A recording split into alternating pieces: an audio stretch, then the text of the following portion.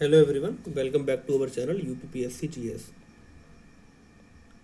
जैसा कि आप लोगों को पता है कि इस चैनल पे आप लोगों को केबीएस पीआरटी टीयर 2 के लिए गाइड किया जा रहा है।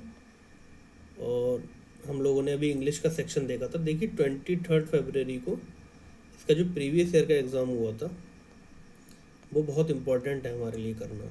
तो उस प्रीवियस ईयर एग्ज़ाम की अभी पिछली वीडियो में हमने इंग्लिश को डिस्कस किया, तो आप लोगों ने वो वीडियो देख ली होगी।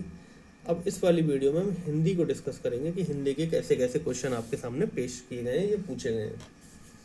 तो देखिए, सबसे पहली बात तो ये है कि हिंदी का जो सिलेबस आपके सामने दे रखा है वो तो आपने देख ही लिया होगा कि हिंदी के सिलेबस में क्या क्या चीज़ें मेंशन की गई हैं। अब मैं आपको वो चीज़ें बता देता हूँ जहाँ पे आप कंफ्यूज हो सकते हैं और आप लोगों को जानना बहुत ज़रूरी है वो चीज़ें।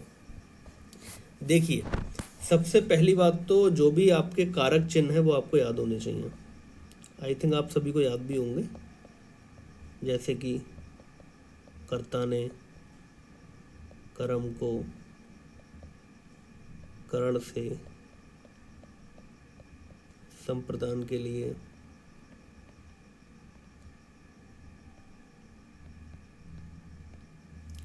ठीक है, अपदान,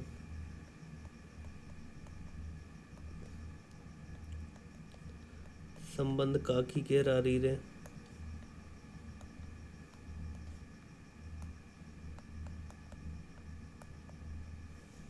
ठीक है। इसी तरीके से अधिकरण आपका मे पर। इसके आधार पर देखिए काफ़ी प्रश्न आते हैं और उन प्रश्नों को दिखाता हूँ मैं आपको किस तरीके से प्रीवियस ईयर में आए हुए हैं। देखिए, क्वेश्चन नंबर 1 देखेंगे जिसमें कंफ्यूजन आपको आ सकता है, वो वाला। मोहन ने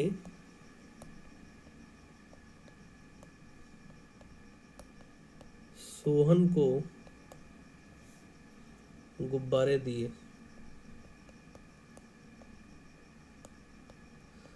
अब आप में से मोस्टली लोगों को लगेगा कि यहाँ पे कर्म कारक होना चाहिए, कारक पूछा था तो आप लोगों को लगेगा यहाँ पे कर्म कारक होना चाहिए क्योंकि को आ रहा है, तो ये गलत हो जाएगा। इसलिए ये क्वेश्चन थोड़ा कंफ्यूजिंग है, इसलिए देखना भी ज़रूरी है।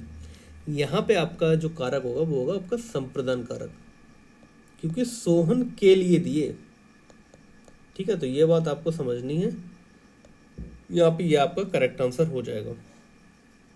और देखिए एक चीज, वर्ड के आधार पे जो विभाजन किया गया है, मतलब ध्वनि के आधार पे वर्डों का विभाजन जो किया गया वो भी आप याद रखिएगा, वो बहुत ज़रूरी है याद रखना।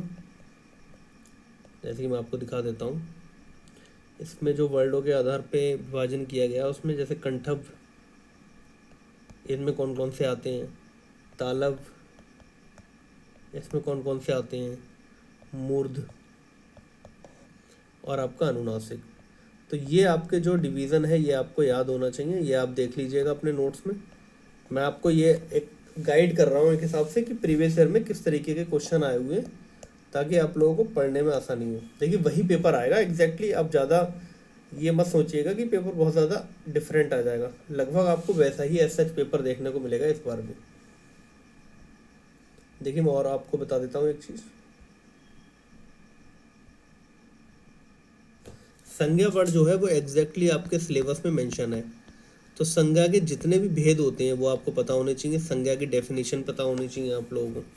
तो जितने भी भेद हैं वो आप सब देख लीजिएगा अपने नोट्स में। जैसे कि व्यक्तिवाचक संज्ञा स्पेसिफिकली पूछ लेता है कि ये संज्ञा कैसी संज्ञा है, तो आपको पता होना चाहिए व्यक्तिवाचक संज्ञा है या समूहवाचक संज्ञा है, ठीक है।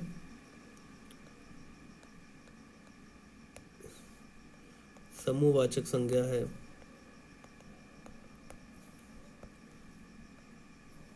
या आपकी डिफरेंट तरीके की होती हैं, सभी आपको याद भी होंगे बहुत से लोगों को। आपको द्रव्यवाचक संज्ञा है आपकी, ठीक है। उसके बाद आपकी भाववाचक संज्ञा है। तो ये सब आपको जो है याद होनी चाहिए, आप याद कर सकते हैं इसके जितने भी टाइप हैं। संज्ञा की देखिए डेफिनेशन तो आपको पता ही होगी, संज्ञा किसी भी जाति, व्यक्ति, गुण, स्थान, भाव के नाम को कहते हैं। तो इनमें कुछ भी आ सकता है, इसी तरीके से इसका डिवीज़न किया गया है, ठीक है। और आपको देखिए पर्यायवाची शब्द याद होने चाहिए। पर्यायवाची शब्द काफ़ी पूछे जाते हैं, तो इम्पोर्टेंट पर्यायवाची शब्द आपको याद होने चाहिए। जैसे कि भौरा का पर्यायवाची शब्द बहुत पूछा जाता है, तो ये आपको याद होने चाहिए कुछ, जैसे इसके इम्पोर्टेंट हैं, जैसे कि अली हो गया, मधुव्रत हो गया, ठीक है, मधुप हो गया। ये कुछ इम्पोर्टेंट पर्यायवाची हैं जो मैं आपको बता रहा हूँ, ये आपसे पूछे जाते हैं एग्जामिनेशंस में।